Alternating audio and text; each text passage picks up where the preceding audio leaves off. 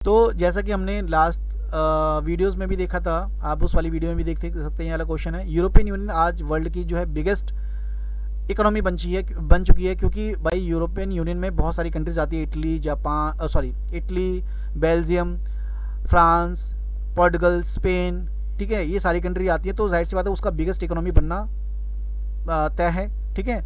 जो कि यूरो के डॉलर के मुकाबले यूरो काफ़ी स्ट्रांग भी हो गया है, ठीक है। क्यों? क्योंकि भाई यूरो पहले डॉलर का डोमिनेंस था, लेकिन जब इससे ये कंट्रीज एक साथ आई हैं तब से यूरो का भी एक अपना एक पहचान है, एक बहुत बड़ा पहचान है। और यूरो की भी करेंसी का प्राइस भी अच्छा खासा है, जो कि थ्रेड है किसके लिए? यूएस डोमिनेंस, यानी जो यूएस का जो डोमिनेंस है डॉलर का, उसका जो है एक तरह से थ्रेड है, उसके लिए एक खतरा है। क्योंकि यूरोपियन यूनियन अपने आप में एक बड़ी मार्केट बन चुकी है, दैट्स कॉल्ड यूरोपियन यूनियन। इसके अलावा पढ़िए, आपका हो गया इकोनॉमिक पॉइंट, ठीक है। इसके अलावा क्या है कि वर्ल्ड का मोस्ट ट्रेड, यानी बहुत सारी जो एमएनसीज हैं, चाहे वो जो बड़ी बड़ी जो गाड़ियों की कंपनी हो, ठीक है, जर्मनी की बहुत सारी गाड़ियां हैं, इटली की बहुत सारी गाड़ियां हैं, ठीक है, बेल्जियम की, फ्रांस की, इन सब की जो बहुत सारी जो ब्रांड है वो पूरे वर्ल्ड में ट्रेड करते हैं, जिसकी वजह से ट्रेड में भी इनका बहुत ज़्यादा डोमिनेंस है, ठीक है, किसका? यूरोपियन यूनियन का। So it share the world trade in 3 times larger than the United state, यानी 3 गुना ज़्यादा ट्रेड करते हैं, इनका डोमिनेंस है मार्केट में, किसका? यूरोपियन यूनियन का। जिसकी वजह से कई बार डिस्प्यूट्स भी होते हैं यूएस और चाइना के बीच में, ठीक है, मतलब in trade disputes with the US China, ठीक है।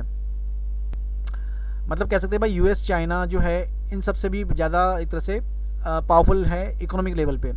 The economic power gives the influence over the closest neighbour as well Asia and Africa. It's also the function of important block international. France hold the permanent seat in United Security Council. देखो, क्योंकि अब इसके अंदर Britain निकल चुका है, तो अब यूरोपियन यूनियन को ओनली फ्रांस रिप्रेजेंट कर रहा है।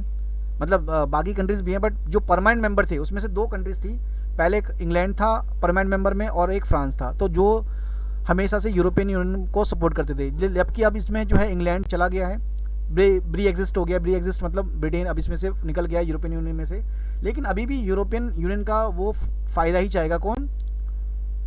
इंग्लैंड। फ्रांस अभी भी इसका मेंबर है, तो जाहिर सी बात है वो कभी भी यूरोपियन यूनियन के अगेंस्ट में कोई ऐसा एक्शन नहीं लेगा। अगर वो ऐसा जाता कोई एक्शन तो उसके खिलाफ वो वीटो कर सकता है, क्योंकि वो परमानेंट मेंबर है किसका? यूनाइटेड नेशन सिक्योरिटी काउंसिल का। इसके अलावा एशिया और अफ्रीका से काफ़ी क्लोज है, तो उसको काफ़ी ज़्यादा फायदा हो जाता है ट्रेड वगैरह के रिगार्डिंग में, या इन्फ्लुएंस करने में किसको? अफ्रीका को और एशिया को। इसके अलावा European union include the several non permanent member. इसके अलावा भाई नॉन परमानेंट मेंबर भी आ जाते हैं किसके अंदर?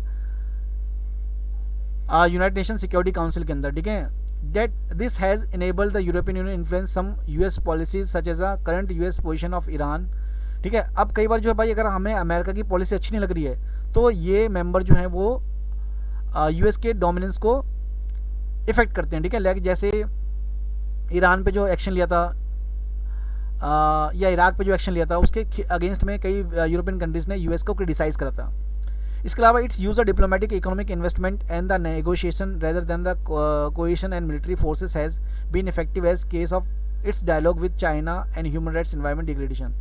देखो, मतलब एक डिप्लोमेटिकली यूरोपियन जो देश हैं वो काफ़ी तरक्की वाले देश हैं, काफ़ी डेवलप्ड कंट्रीज़ हैं, और इनके पास मिलिट्री भी अच्छी खासी है। तो ये मोस्टली चाहते हैं कि भाई हमारी जो नेगोशिएशन है डिप्लोमेटिक तरीके से हमारा मैटर सॉल्व हो जाए।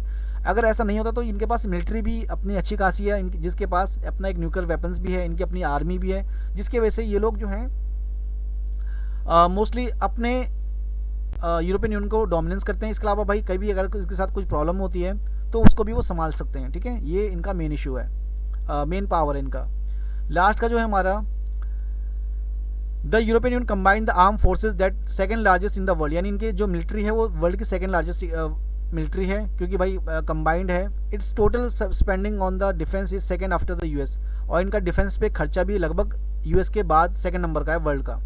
It also the world second most important source of space and communication. इसके अलावा भाई स्पेस और टेक्नोलॉजी और बाकी चीज़ों में लगभग वर्ल्ड की सेकंड मोस्ट इंपॉर्टेंट आपकी एक तरह से ऑर्गेनाइजेशन बनता है कौन? European union. इस तरीके से भाई मिलिट्री लेवल पे, डिप्लोमेटिक लेवल पे, यूनाइटेड नेशन के सिक्योरिटी काउंसिल के लेवल पे, इकोनॉमिक लेवल पे, पॉलिटिकल लेवल पे इसका डोमिनेंस है, जिसकी वजह से हम कह सकते हैं यूरोपियन यूनियन एक सक्सेसफुल रीजनल कॉरपोरेशन बन के सामने आया है, ठीक है।